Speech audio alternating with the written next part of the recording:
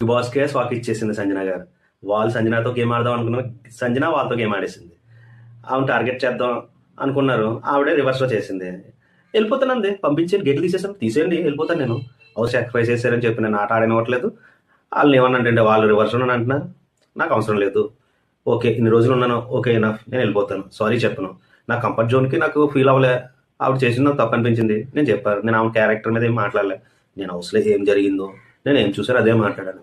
మీకు నచ్చలేదు, నేను ఇప్పటికీ అదే మాట స్టాండ్ అయి ఉంటాను. నేను ఎవరికి సారీ చెప్పక్కర్లేదు. నాకు సెల్ఫ్ రెస్పెక్ట్ ఉంది, నేను వెళ్ళిపోతాను, నో ప్రాబ్లం. ఈ ఆవిడ మాట వినట్లేదని చెప్పి ఆవిడ బయట జరిగిన విషయాలు కూడా అయింది. అప్పటికి ఆవిడ మాట వినలే. వాళ్ళ పిల్లల మ్యాటర్ కూడా తీసుకొచ్చారు, అప్పటికి ఆవిడ మాట వినలే. ఎందుకంటే ఆవిడ కరెక్ట్గా ఉంది. నేను బయటది ఏమి చెప్పలే, ఇంట్లో ఏం జరిగిందో అదే మాట్లాడాను. ఎవరు హౌస్ మేట్స్ సాక్రిఫైస్ నాకు వద్దు, నేను వెళ్ళిపోతాను, తీసండి. లాగా బతులని ఆవిడ ఉంచగలిగారు, కానీ ఆవిడ గేమ్ని ఆపలేరు. బిగ్ బాస్ ఆడదాం అనుకున్న గేమ్ రివర్స్లో బిగ్ బాస్కి ఇచ్చేసింది. ఇక్కడైతే నాకు సార్కి గట్టిగానే షాక్ ఇచ్చింది.